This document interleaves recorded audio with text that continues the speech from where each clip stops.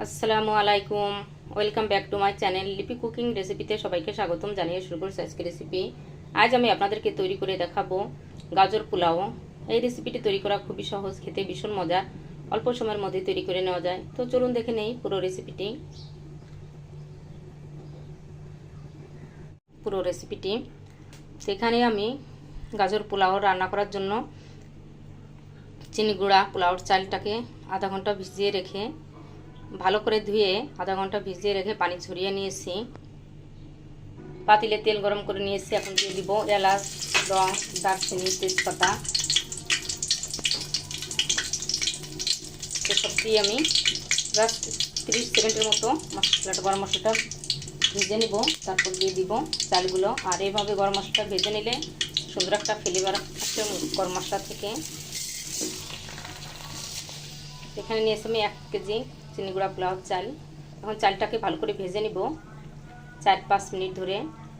চালটা 4-5 মিনিট ভেজে নিয়েছি। আর এইভাবে দলা পাকিয়ে আসলে বোঝা যাবে চালটা ভালো করে ভাজা হয়েছে।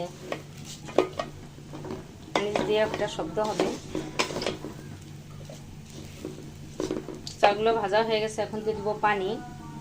তো এখানে নিয়েছি আমি 2 মগ চাল, দিয়ে দিব 4 মগ পানি। তো এইভাবে মেপে দিলে পোলাও ঝরঝরে হওয়ার ভয় থাকবে না।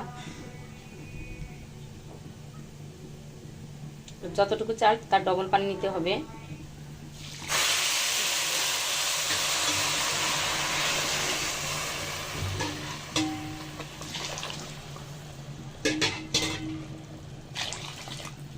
তো এখানে আমি 3.5 মগ পানি নিয়েছি। আর দিয়ে দিব হাফ মগ দুধ। 2 মগ পানি চালের জন্য আমি 4 মগ পানি দিয়ে দিয়েছি। তো দুধ দিলে, লিকুইড দুধ দিলে এভাবে পানি কম দিতে হবে। আর গুঁড়া দুধ দিলে পানি কম দেওয়া লাগবে না, পানি ডবল নিলে হবে। এখন দিয়ে দিব 3-4টা কাঁচামরিচ, দেবো 1 চামচ লবণ।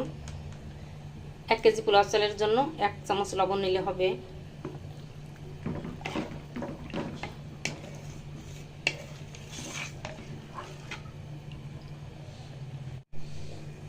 দিব হাফ চামচ আদা বাটা, হাফ চামচ রসুন বাটা। আদা রসুন বাটাটা দিলে ফ্লেভারটা ভালো আসে।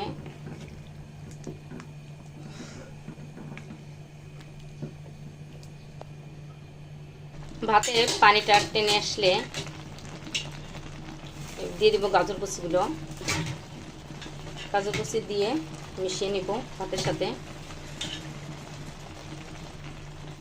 গাজরটা দিয়ে ভাতের সাথে মিশিয়ে নিব। গাজরটা দিয়ে ভাতের সাথে মিশিয়ে নিয়েছি। এখন ঢাকনা দিয়ে ঢেকে দমে রেখে দিব আধা ঘন্টার জন্য। 10 মিনিট পর ঢাকনাটা তুলে নাড়াচাড়া দিয়ে উল্টিয়ে দিব। উল্টানোর আগে আমি দিয়ে দিব এখানে 1 চামচ কেওড়ার জল, দিয়ে দিব কিশমিশ, দিব পেঁয়াজ বেরেস্তা। তো সব কিছু দিয়ে আমি দিব ঘি, 2 টেবিল চামচ ঘি দিব। আর ঘিটা লাস্টে দিলে, এগুলোর লাস্টে দিলে ফ্লেভারটা ভালো থাকে। তো এখন আমি নাড়াচাড়া দিয়ে উল্টিয়ে ঢাকনা দিয়ে ঢেকে দিব। ঢাকনা দিয়ে ঢেকে একদম লো জালে রেখে আধা ঘন্টা দমে রেখে দিব পোলাওটা রান্না হওয়ার জন্য। তারপরে দেখাবো কেমন হয়েছে। 30 মিনিট দমে রাখার পরে দেখাবো গাজর পোলাওটা কেমন হয়েছে। ঢাকনাটা তুলে দেখাবো গাজর পোলাওটা হয়ে গেছে। আর এইভাবে সমান করে মিশিয়ে দমে রেখে দিতে হবে। তো তৈরি হয়ে গেল আমার গাজর পোলাও। তো বাসায় আপনারা ট্রাই করবেন আর কেমন হলো আমাকে কমেন্টস করে জানাবেন। তো তৈরি হয়ে গেল আমার গাজর পোলাও।